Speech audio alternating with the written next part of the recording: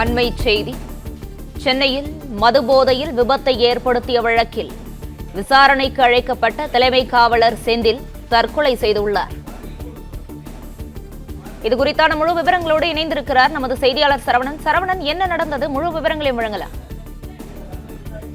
சென்னை கிண்டி அருகே மடுவன்கரை பகுதியில காரில் சென்று கொண்டிருந்த தலைமை காவலர், சாதாரண உடையில் சென்று கொண்டிருந்தார். தரமணி காவல் நிலையத்தில் தலைமை காவலராக இருக்கிறார் செந்தில்குமார் என்ற இந்த தலைமை காவலர். அவருடைய வாகனத்தில் காரில் சென்று கொண்டிருந்த பொழுது இருசக்கர வாகனம் ஒன்றின் மீது மோதியதாக சொல்லப்படுகிறது. இருசக்கர வாகனத்தில் வந்தவர் பாலத்தின் மீது இருந்த மடுவன்கரை மேம்பாலத்தின் மீது இருந்து தூக்கி வீசப்பட்டு அவருக்கு பலத்த காயம் ஏற்பட்டது. தனியார் மருத்துவமனையில சிகிச்சையில் இருக்கிறார். ஆனால் இந்த விபத்தை ஏற்படுத்திவிட்டு அங்கே நிற்காமல் அந்த தலைமை காவலர் செந்தில்குமார் தொடர்ந்து தனது வாகனத்திலேயே அவர் சென்றதாகவும், பொதுமக்கள் கத்திப்பாரா அருகே அவரை மடக்கி பிடித்து போலீசில் ஒப்படைத்ததாகவும் சொல்லப்படுகிறது. இது தொடர்பான வீடியோ காட்சிகள் எல்லாமே சமூக வலைதளங்களிலும் வெளியானது.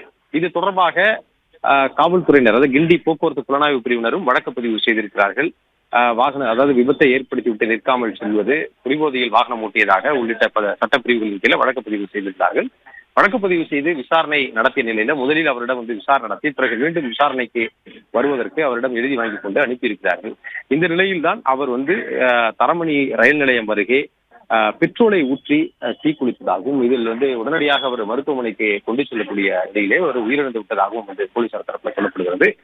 அவர் இந்த சம்பவத்தில் இருந்து அவர் கொஞ்சம் சற்று மன ரீதியாக அழுத்தத்தில் இருந்ததாக, அந்த விபத்து சம்பவத்தை தொடர்ந்து மன ரீதியாக ஒரு அழுத்தத்தில் இருந்ததாகவும், இந்த நிலையில் தான் அவர் இது போன்று தற்கொலை சம்பவத்தில் அவர் ஈடுபட்டிருக்கிறார் என்று போலீசார் தரப்புல சொல்கிறார்கள். உடனடியாக காவல்துறையினர் சம்பவத்திற்கு இருந்து உடலை கைப்பற்றி பிரேத பரிசோதனைக்கு அனுப்பி வைத்து தொடர்ந்து விசாரணையை நடத்தி வருகிறார்கள். வேற ஏதும் காரணம் இருக்குமா, இதற்கு பின்னால் அவர் எதனால் மன அழுத்தத்தில் இருக்கிறார், வேற எதுவும் பிரச்சனைகள்ல சிக்கிக் கொண்டிருந்தாரா, ஏற்கனவே மன அழுத்தத்தில் இருந்தாரா போன்ற விவகாரங்கள் குறித்தெல்லாம் அதிகாரிகள் விசாரணை நடத்துவதற்கு உத்தரவிட்டிருக்கிறார்கள். தரமணி போலீசார் இது குறித்து விசாரணை நடத்தி வருகிறார்கள்.